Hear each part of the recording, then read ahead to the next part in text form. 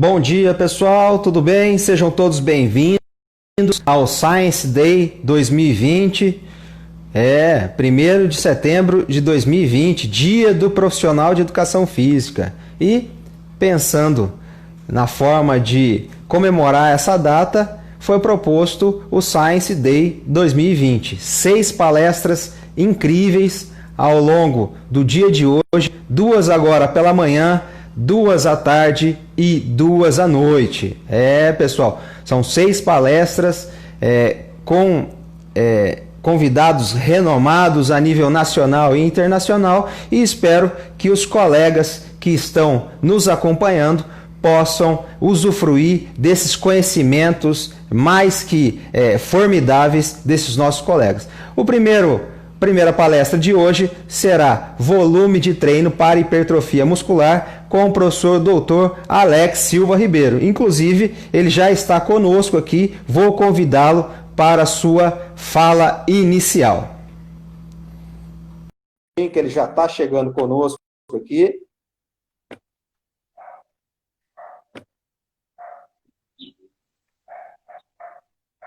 Bom dia, professor Alex. Seja muito bem-vindo ao Science Day 2020.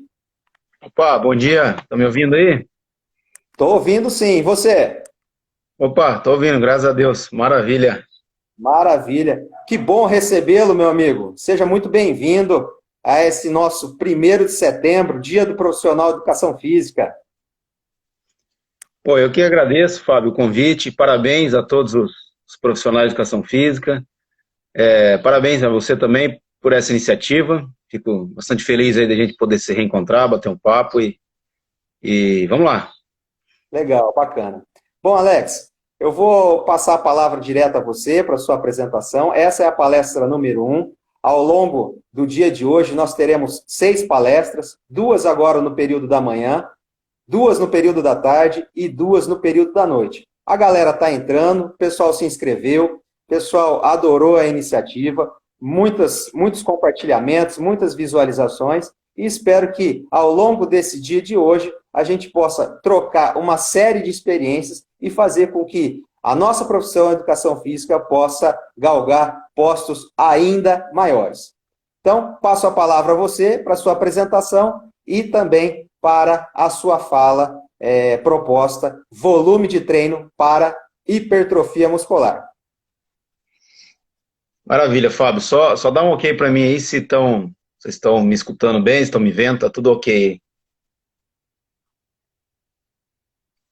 Certo. Bom, então vamos lá, né? Vamos começar a falar de uma adaptação, né, que ocorre na composição corporal, que é o aumento de massa muscular, que vem pela hipertrofia, e uma variável de treino que tem um impacto bastante importante sobre essa adaptação. Bom, o primeiro ponto é uma pergunta que geralmente os profissionais se fazem, né? Qual é a finalidade da hipertrofia? Por que as pessoas buscam hipertrofia? Né? Aí tem várias finalidades, o que vai diferenciar é a necessidade de cada um. Então, de maneira geral, a hipertrofia ela pode ser buscada, né, por questões de saúde. Existia uma série de estudos mostrando que a massa muscular ela tem relação com uma série de desfechos relacionados à saúde, como, por exemplo, resistência à insulina, perfil inflamatório, estresse oxidativo, e uma série de outros elementos importantes para a saúde tem relação com a massa muscular. Sem mencionar a questão da funcionalidade. Né? O músculo esquelético ele é o motor do nosso corpo. A principal função do músculo é movimento. E logo, se existe um prejuízo nesse órgão, né, nesse tecido responsável pelo movimento, consequentemente também haverá prejuízo de movimentação, de funcionalidade, e principalmente quando tem um déficit muito grande de massa muscular. Então, ter uma musculatura íntegra, fortalecida, é importante questões de saúde. Tá? Obviamente que nesse quesito saúde, não é necessário ter níveis extremamente elevados de massa muscular, mas bons níveis que te protejam contra desfechos negativos para a saúde. Outro aspecto é com relação à estética. Né? Existem, uma camada da sociedade, principalmente adultos jovens, buscam a hipertrofia, o aumento de massa muscular, por uma questão estética, ter um corpo mais delineado, mais definido, e aí também questões individuais, alguns buscam aumento de massa muscular mais em uma região, outros em outra, mas também é muito buscado por fins estéticos, e também pela performance. Obviamente, aí a gente precisa analisar cada esporte especificamente, né? Não é todo esporte que vai se beneficiar de uma grande massa muscular, dependendo da modalidade esportiva, o excesso de músculo pode até prejudicar o desempenho, mas também é um fator importante, né, o aumento de massa muscular para os esportes, a performance esportiva. Talvez o que seja direto seja o fisiculturismo, né? Esse sim, quanto maior ali a quantidade de massa muscular, tem um potencial maior o atleta em vencer o seu oponente. Óbvio que não é só músculo, mas tem outros fatores, né? A harmonia, simetria e definição. Bom, então, independente da finalidade, muitas vezes o foco do treinamento de força, do treinamento resistido, é para aumento de massa muscular. E existe uma série de componentes, de elementos que manipulamos para prescrever o treino, que são chamados de variáveis de treino. Como, por exemplo, o peso que vai utilizar, número de séries, quantas vezes na semana, intervalo de recuperação entre as séries, entre um treino e outro, quanto tempo eu vou demorar para treinar de novo o mesmo músculo, enfim, tem uma série de variáveis que envolvem a prescrição do treinamento visando hipertrofia. Dentre essas variáveis, uma que a literatura científica aponta como uma das mais importantes, obviamente existem uma série de variáveis, né, uma série de elementos importantes, mas uma das mais importantes, certamente é o volume de treino. Né? Uma série de estudos comparando, por exemplo, cargas diferentes com volumes iguais. Não tem muita diferença para hipertrofia. Agora, se eu mudar o volume, mesmo com carga igual, eu tenho diferença, e geralmente o maior volume induz a maior hipertrofia. E uma série de outros estudos mostrando o impacto positivo do volume de treino para hipertrofia. Bom, mas então, o que é o volume de treino? O volume é uma variável de quantidade. Bem, geralmente a gente utiliza intensidade, que é uma variável de esforço, e o volume está bastante relacionado à quantidade. E aí o profissional, na hora de prescrever o treino, ele vai ter que identificar algumas situações relacionadas ao volume. Por exemplo, como quantificar o volume? Quais são as formas de quantificar isso? Existe uma dose ideal? Se existe, qual é essa dose? Né? Depois, como progredir pelo volume de treino? Uma outra questão frequentemente que a gente tem aí na prática, no dia a dia. Será que pode haver diferença entre os músculos? Talvez um músculo eu preciso de mais volume, outro músculo eu preciso de menos volume? Por exemplo, membro superior, será que é o mesmo volume para membro inferior? É uma outra questão importante, porque se existir diferença, eu tenho que conhecer essas diferenças para poder dosar de forma adequada. E uma outra forma de monitorar ou de manipular o volume é pela frequência de treino. Ou seja, se o indivíduo vai uma ou duas vezes na academia, se ele vai 4 vezes ou 6 vezes na academia, isso é uma forma de manipular o volume de treino. Dificilmente você consegue treinar com volume muito alto se a pessoa frequenta pouco a academia. Se ela tem mais condições de ir, né, ou seja, ela frequenta mais dias, provavelmente o volume semanal final será maior também. Então são esses vários aspectos que geralmente a gente precisa atender na hora de montar o treinamento e sempre, obviamente, atendendo às necessidades e objetivos de cada indivíduo, de cada aluno. Tá? E aí eu vou falar um pouco mais precisamente sobre esses elementos que eu mencionei para vocês agora, ok? Então,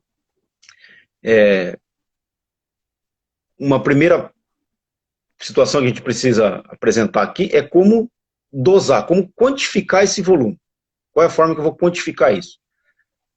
A literatura científica apresenta algumas formas, eu vou trazer aqui as mais frequentes, tanto que são utilizadas na pesquisa e as que são mais práticas para o profissional no dia a dia.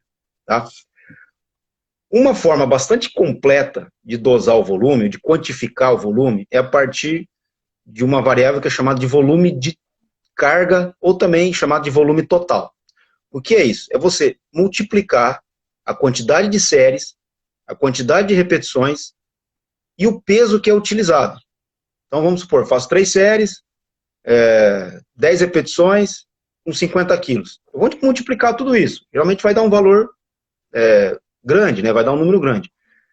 Então, essa é a forma mais completa de se dosar o volume. Bem, muitos estudos científicos utilizam isso, como eu falei, é chamado de volume de carga, porque tem o peso incluído, né? Então, você interage com tudo, séries, repetições e o peso. Muitos estudos utilizam essa forma de quantificar o volume para igualar algumas situações. Então, por exemplo, alguns estudos querem verificar o efeito da carga de treino sobre a hipertrofia, como existe uma interação, né, uma interdependência entre volume e intensidade, geralmente quando eu aumento a intensidade, eu diminuo o volume e vice-versa. Então, nesses tipos de estudo, para ter mais convicção que a carga poderia afetar, eles precisam equiparar o volume.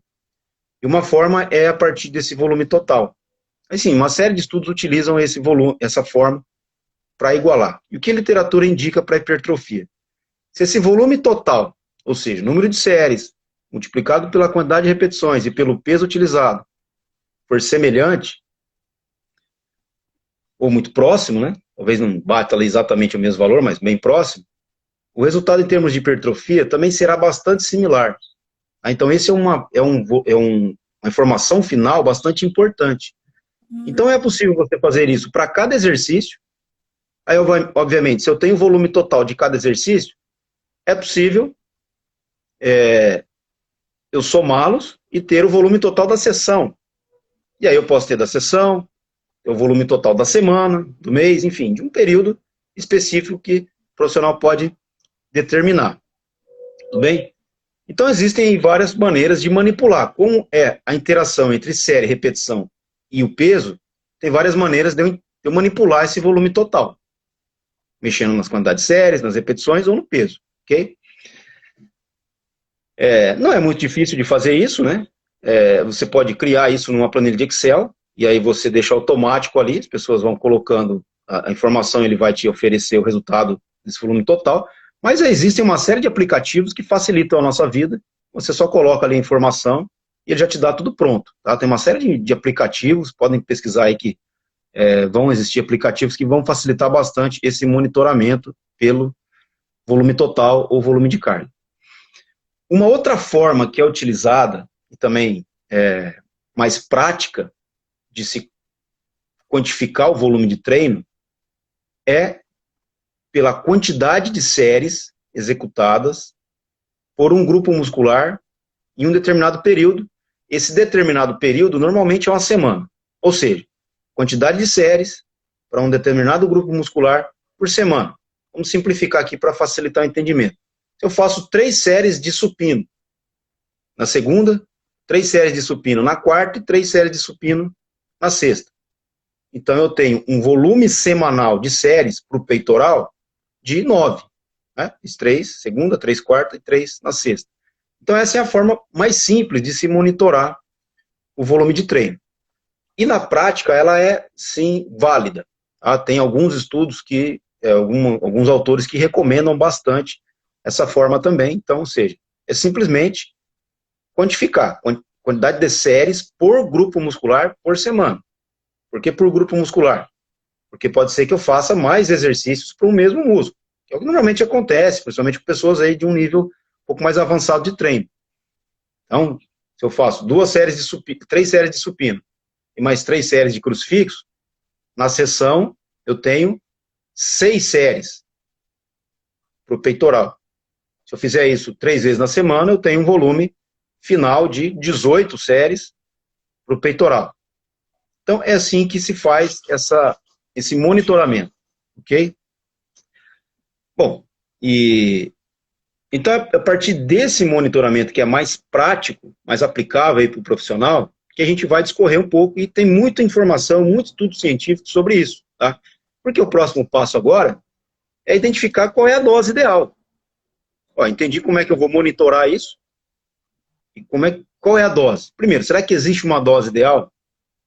E se existir, qual é? Bom, aí é importante que a gente busque informações na literatura científica que compararam diferentes doses. Ou seja, um grupo treina com volume baixo, um grupo treina com volume alto, volume moderado, e a gente começa a identificar aonde existe um aumento de ganho, né, uma resposta hipertrófica maior na medida que eu vou evoluindo o volume, qual é o ponto que se torna redundante, ou seja, não adianta mais aumentar volume que isso está estável, e até pode ser que exista um ponto que isso caia. Eu aumente o volume e comece a ter redução de desempenho. A gente precisa buscar informações na literatura.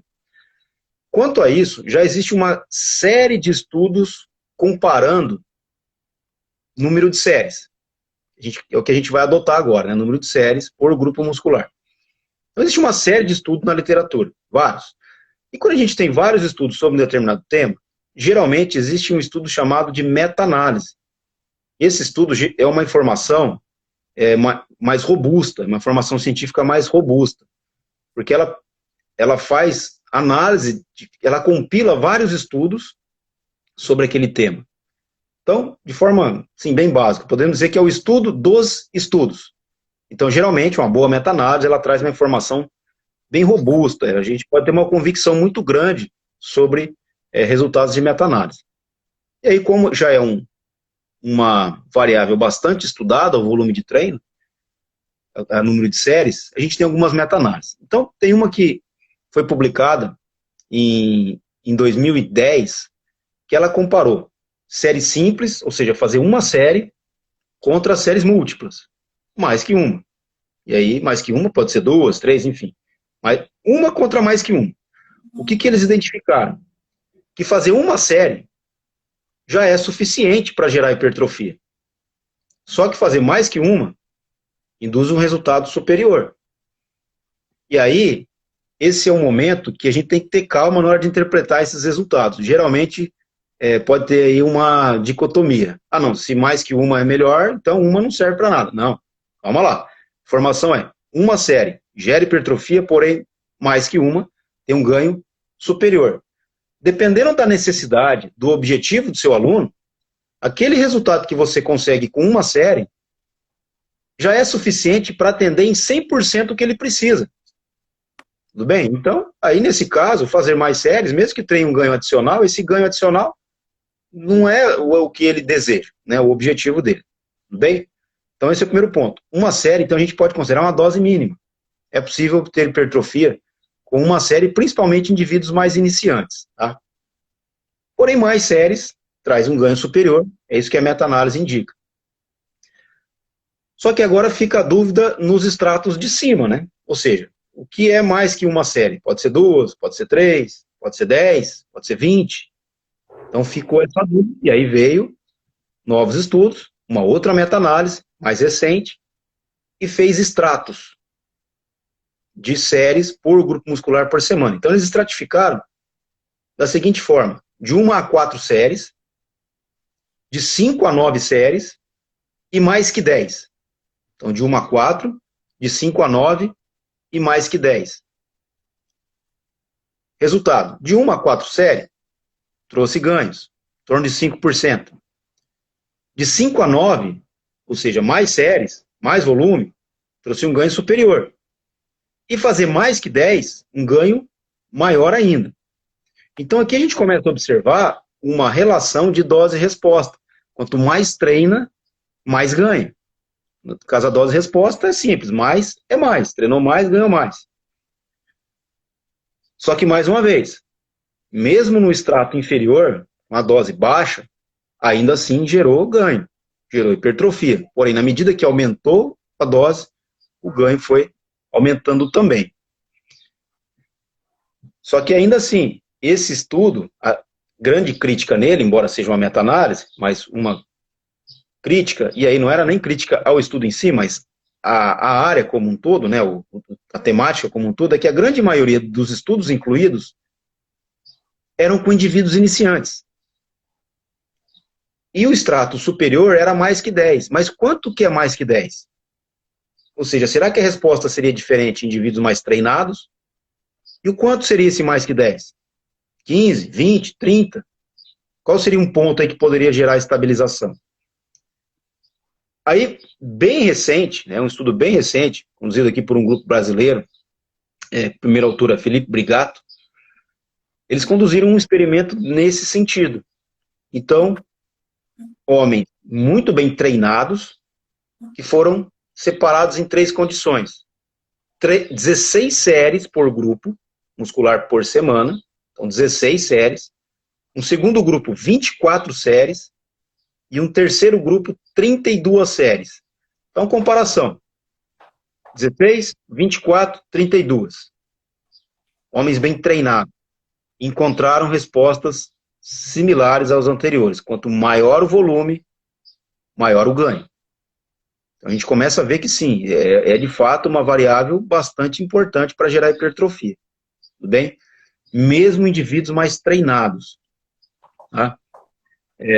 Mas, lembrando, mais uma vez, a dose menor também foi suficiente para gerar hipertrofia. Vamos ser sempre naquela dicotomia. Se tem um resultado que é superior, o outro, então não serve para nada? Não, serve. Vou repetir, dependendo da necessidade do objetivo do seu aluno, aquele ganho que ele tem com a dose menor já atende em 100% que ele precisa. Vem sempre a análise individual, a necessidade do aluno, para ver o que ele precisa, para tomar a decisão, se vai treinar com um volume maior, um volume menor ou um volume moderado. Isso é o primeiro ponto a ser analisado, tá? Na hora de tomar a decisão de quanto quantidade de série vai utilizar. Tá? Bom, então, para a gente poder classificar, tá, a quantidade de volume, isso ainda não está bem definido na literatura, mas já existem algumas tentativas de apresentar esse volume. Então, vamos tentar definir aqui em 3 estratos. Tá? Volume baixo, moderado a alto e volume muito alto. Tudo bem? E sempre pela quantidade de séries por grupo muscular por semana. Então, um baixo volume é considerado de 1 a 9 séries. Lembra? Que é o volume semanal final do seu aluno, tá? Da semana. De 1 a 9 séries. Um volume moderado a alto, a gente pode considerar aí mais que 10, mas qual que é o limite? Seria em torno de 20. Isso não está bem mapeado ainda, né? Precisa de mais peças para fechar esse quebra-cabeça. Tudo bem? Mas podemos considerar de moderado a alto em torno de 10 a 20. Ou até 30. Podemos colocar aí, dependendo do grupo muscular. E um volume muito alto, acima de 30 séries por grupo muscular por semana. Tá? Então, esses são os estratos que a gente pode recomendar. Tudo bem? Lembrando, isso ainda não está bem claro, não tem uma definição tão grande sobre isso, mas podemos considerar mais ou menos dessa forma. De 1 a 9 séries, volume baixo, de 10 a 20, volume moderado, acima de 20, volume alto, e acima de 30, volume muito alto. Tá? Agora, você vai precisar tomar decisão na hora de prescrever para o seu aluno. Né? Chegou o aluno para você ali, você vai fazer uma anamnese, uma avaliação, e vai ter que definir qual é o volume de séries que você vai aplicar a ele, o treinamento dele. E aí algumas considerações. Primeiro, algo que eu já até falei aqui, é necessidade e objetivo. Nem todo mundo vai buscar o máximo de ganho de massa muscular. Tá? Nem todos vão precisar disso. Para muitas pessoas, bons níveis de força e massa muscular já será suficiente para promover hipertrofia. E para atender o objetivo que aquela pessoa precisa. Então, posso usar um volume até mais baixo, que eu consigo atender a necessidade desse aluno. Tá? Obviamente, se ele almeja um ganho máximo de hipertrofia, aí sim eu preciso trabalhar nos estratos moderado a alto. Tá? Um outro ponto importante também é a questão da responsividade. Embora esses resultados que eu apresento, eles são resultados médios, né, ou seja, então a maioria das pessoas vão se encaixar nisso, né, nos resultados médios, ainda assim existem aqueles que respondem diferente. Então tem alguns indivíduos que vão responder melhor com volume mais baixo. Então eu também preciso identificar isso. E como é que eu vou identificar? Monitorando. Eu preciso colocar ele para treinar com diferentes doses de volume e avaliando para ver qual é a resposta dele em qual volume. Né? Se tem um volume para ele que ele responde melhor. Tá? Então é sempre importante identificar, porque alguns estudos também têm mostrado que essa resposta pode ser bastante individual. E, obviamente, algo que é muito importante é a disponibilidade do aluno. Porque treinar com um volume muito alto vai precisar de mais tempo. E aí é onde a gente tem um problema na nossa área. Porque a maioria das pessoas não fazem exercício. Né? E talvez não seja falta de conhecimento, de sabedoria, que o exercício é algo positivo. Por uma série de fatores, existem uma série de barreiras que dificultam as pessoas fazerem exercício. Uma dessas barreiras reportadas é a falta de tempo. Então, para treinar com volume muito alto, precisa de mais tempo. Então, isso pode também ser uma barreira e tem que tomar muito cuidado na hora de querer também utilizar isso, tudo bem? E tem que mudar a estatística, tem que ser mais favorável, principalmente da manutenção do aluno ou cliente no programa de exercício físico. A taxa de abandono é muito grande, né? E, então, obviamente, a disponibilidade do aluno também é algo muito importante a ser observado na hora de tomar a decisão, tá? Por parte do personal. Bom, então, vamos lá. Vamos pegar um cenário que eu quero aumentar a massa muscular. Quero chegar no limite bem alto de músculo. E então eu peguei a informação da literatura que o volume de treino, a quantidade de séries é algo importante. Então, eu vou dobrar a quantidade de séries que o meu aluno está fazendo. Por exemplo, você está fazendo 10 séries, eu vou colocar 20, 30 séries para ele fazer. Calma, não é bem assim também. Tá? Alguns estudos recentes vêm mostrando que esse aumento de volume é mais interessante que seja progressivo. Aí não aumentar de uma vez, aumentar muito o volume de treino. Tá? Embora ainda as pesquisas sobre isso sejam iniciais, né, não tenha uma quantidade tão grande de informações, o estudo que a gente tem sobre isso, ele indica que esse aumento ele tem que ser planejado e progressivo em torno de 20% o aumento. Então, para simplificar, se o aluno está fazendo 10 séries, não adianta eu pular para 20. Se eu vou ter que, ou para 30 séries, se o aumento ideal está próximo de 20%, eu vou aumentar 2 séries. Então ele sai de 10 para 12. E depois de 12 para 14, e assim vai. Na prática, esse aumento de 20% vai ficar em torno de 2 a 4 séries por grupo muscular. Na prática vai ser isso. Bom, mas esse estudo que chegou nesse aumento progressivo de 20%, teve participante que aumentou 130% a quantidade de séries que estava fazendo, e o ganho foi similar a quem aumentou 20%. Então, isso reforça o que eu estou mencionando. Mas não adianta dar esse salto gigante. Esse aumento tem que ser progressivo. Lá na frente pode ser que consiga chegar numa quantidade alta, mas ele foi progredindo ao longo do tempo. Então também existem algumas sugestões de progressão. Existem várias sugestões na literatura, se a gente for buscar, com relação à periodização. E aí tem a periodização linear clássica, clássica reversa, ondulatória, enfim, uma série de formas de progredir, de periodizar o treino. E essas periodizações mais clássicas, elas manipulam basicamente 2 variáveis, peso e repetições.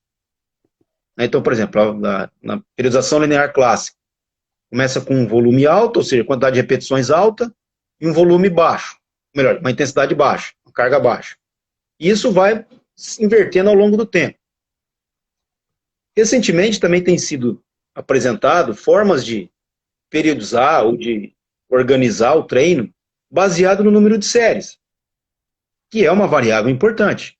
Como eu falei lá no começo, é uma variável que a literatura científica tem indicado como uma bem importante em termos de ganho de hipertrofia. Então, nesse sentido, por exemplo, eu vou colocar aqui uma sugestão, tudo bem? Ela pode e deverá ser ajustada de acordo com a condição do seu aluno, tudo bem? Mas eu vou colocar um exemplo aqui, que é sugerido num artigo publicado recentemente. Então, na semana 1, o aluno faz 10 séries. Na semana 2, 12 séries. Na 3, 14. Ou seja, eu vou aumentando de 2 em 2. Até chegar na semana 6, ele estará fazendo 20 séries.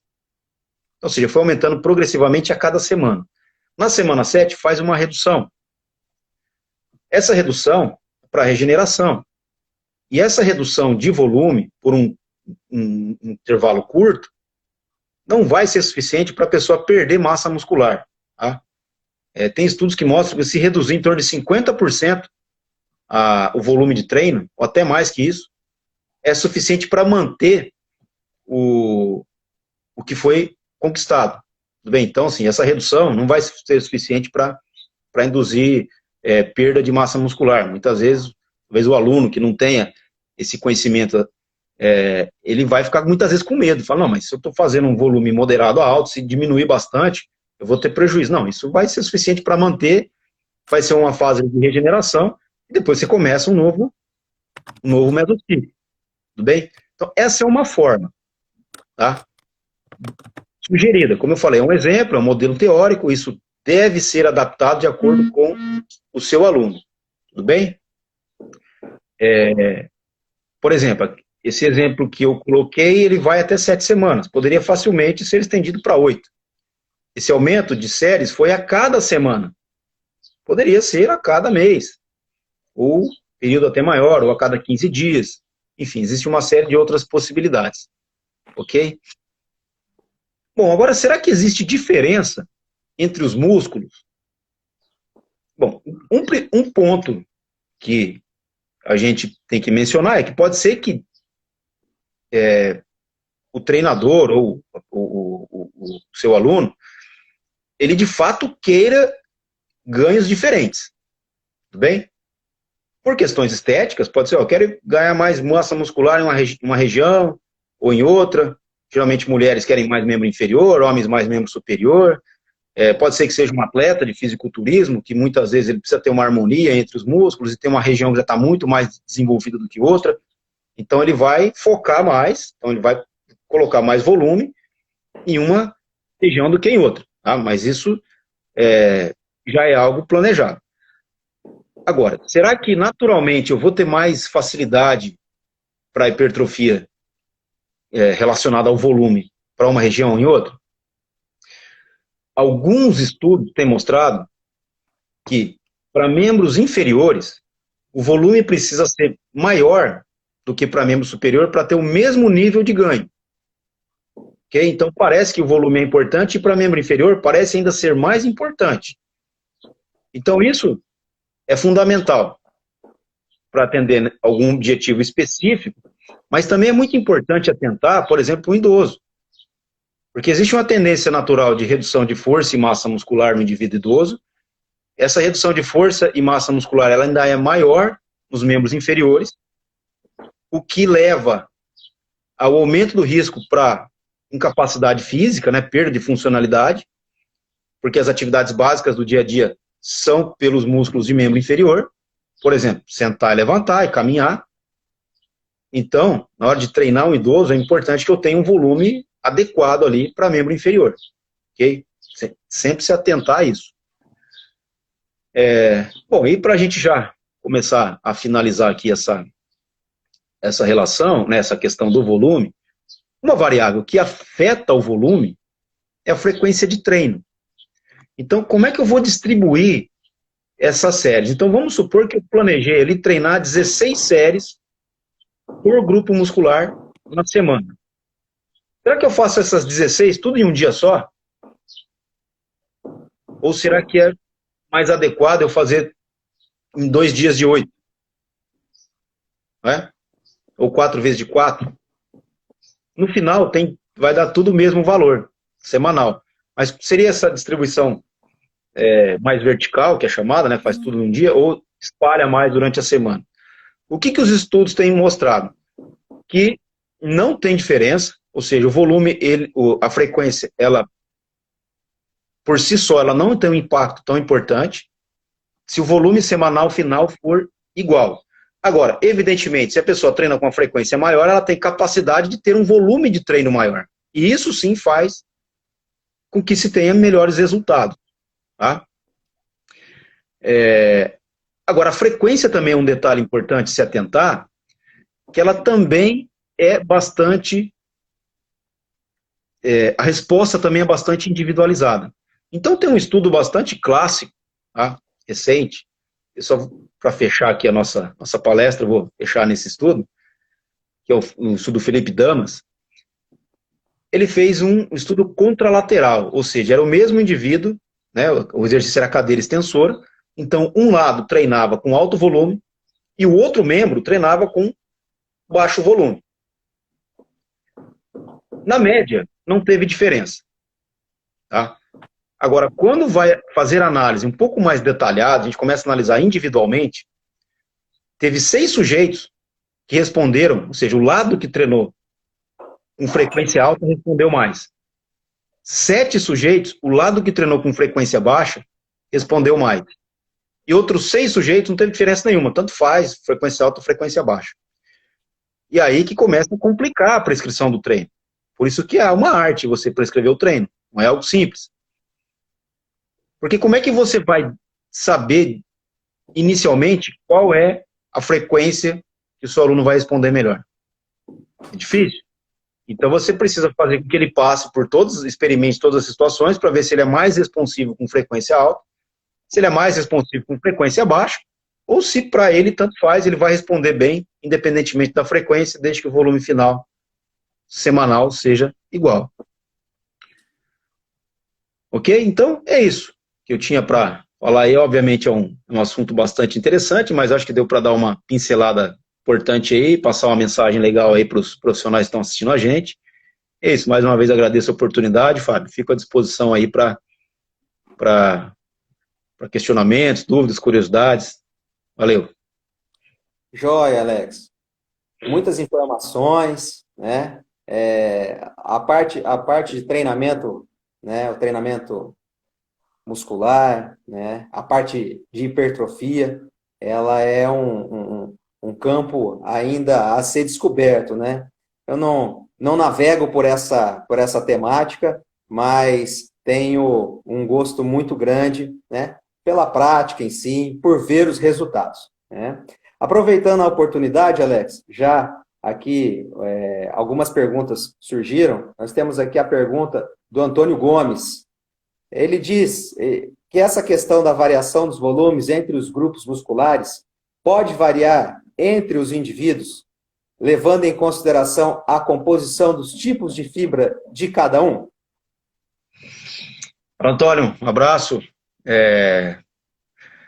Olha, essa questão da composição de tipo de fibra, a gente não pode descartar que de fato pode ter essa relação, tudo bem, mas a gente ainda não tem estudos verificando se a frequência, ou seja, se essa responsividade ela está relacionada ao tipo de fibra.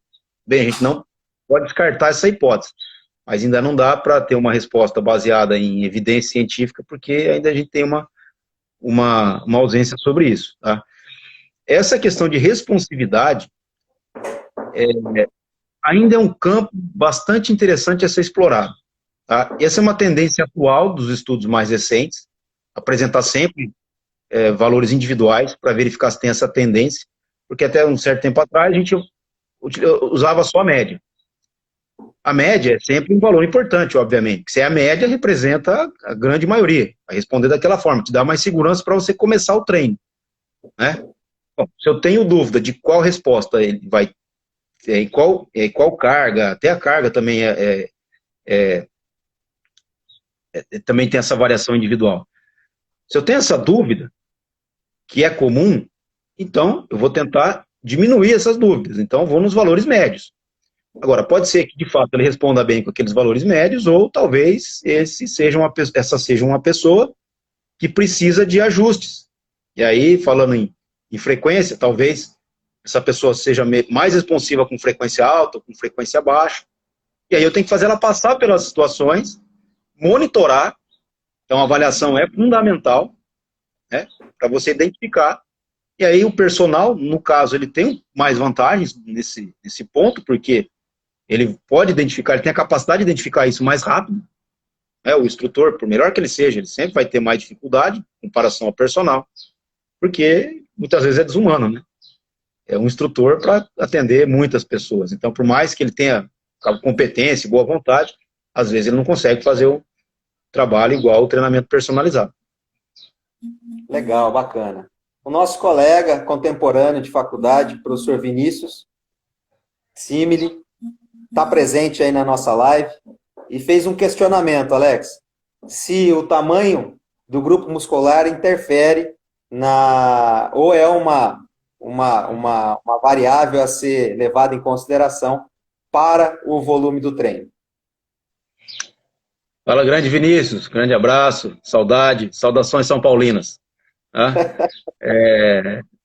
Bom, o tamanho do grupo muscular, a gente pensar que para membro inferior precisa de um volume maior, por uma questão lógica, a gente pode chegar a isso, né? Porque, enfim, não tem estudos comparando ainda essa questão do tamanho do músculo, mas se a gente pensar que os músculos maiores do corpo estão na região inferior, ou seja, os maiores músculos que a gente tem no corpo são quadríceps e glúteo, então é necessário um esforço maior, muitas vezes, para você levar esses músculos a uma condição, um estímulo interessante, um ótimo estímulo de hipertrofia. Diferente, por exemplo, se eu for treinar o bíceps. Pega na prática lá, vai até a falha no exercício de bíceps, uma rosca direta. Você vai até a falha, não aguenta fazer mais nenhuma repetição. Você ainda sai relativamente bem, sai ali com o bíceps bem fadigado, mas você sai normal, né? Sai bem ali. Agora, vai fazer exercício até a falha, num agachamento, num leg press, certamente você não sai bem dali. Tem pessoa que até demora para levantar, no caso, um leg press. Dependendo da situação, até passa mal, embrulha o estômago, a pressão cai, né? Então, pode ser que por esse cenário, por ser um pouco mais difícil de se treinar, ou gerar bons estímulos, esses grupos musculares maiores, eles precisam, então, de um volume maior. Pode ser essa a explicação. Pode ser, não dá para ser contundente ainda e dizer que é só isso. Pode existir mais fatores associados a isso também, tá? Mas, certamente, sim, pode ser um fator que indiretamente pode afetar. Legal, bacana. O Theo, ele fez uma pergunta lá no comecinho, quando você estava falando sobre cálculo de volume, apresentou lá as sugestões de planilha, etc. e tal. Ele perguntou assim, e para aqueles alunos que realizam treinamento com séries variadas, uma série de 12 repetições, 2 séries de 15, como que faz o cálculo, né, para esse aluno, Alex? Então, esse é o ponto, porque quando você utiliza o volume total, isso já é computado, né? Porque assim, se eu utilizar, a pergunta dele tem muita lógica, tá? Porque assim, se eu faço 3 séries, vamos supor, com um exercício, eu vou contar 3 séries, obviamente, para aquele grupo muscular. Só que eu posso fazer 3 séries de 10, ou posso fazer 3 séries de 5. Obviamente que isso tem diferença. Agora, quando eu coloco toda a informação, ou seja, eu multiplico série, repetição e peso, pode ser que essa menor quantidade de repetições seja compensada por um maior peso, que também entra no cálculo. Então, por isso, quando eu uso o volume total, eu tenho uma informação bem detalhada, tá? Agora, para usar o número de séries, qual que é a recomendação? Tá? Recomendação para utilizar o número de séries. Que o número de repetições ele fique entre 6 e 20. Tá? Se a quantidade de repetições estiver entre 6 e 20, não vai ter tanto impacto utilizar, ou tanto prejuízo utilizar somente a quantidade de séries. E que não sobre muita força. Tá? Ou seja, que sobre ali até no máximo 4 repetições. Ou seja, ele conseguia fazer um pouquinho mais, porém não muito, mais do que foi feito. Ou seja, se não está sobrando muitas repetições, a pessoa trabalha ali entre 6 e 20 repetições, pode utilizar a quantidade de séries, que vai ter um parâmetro ainda assim bastante válido e importante para prescrever ou para dosar, para monitorar o volume de treino. Legal, bacana. Temos um tempinho ainda mais. O Iago chegou aí conosco. Obrigado, Iago, pela pergunta. Como fica a questão da cadência no cálculo? Ou não entra? Poderia entrar, até deveria entrar, tá? Porque o que ele está perguntando também tem sentido, porque, vamos lá, se eu coloco um peso, faço uma série, faço 10 repetições, eu multiplico tudo isso. Agora, pode ser que eu faça isso mais rápido ou mais lento. uma continha básica. Se eu fizer 1 segundo na fase concêntrica e 2 segundos na fase excêntrica, eu terei 3 segundos por repetição. Se eu faço 10 repetições, eu tenho 30 segundos. Tudo bem? Se eu mudo isso, se eu faço 1 segundo na concêntrica, mas em vez de 2, eu faço 4 na excêntrica, eu tenho 5 segundos por repetição. Se eu faço 10 repetições, eu tenho 50 segundos. Então, isso também poderia entrar naquele volume total. Tá? Seria uma forma de ficar ainda mais refinado, mais preciso.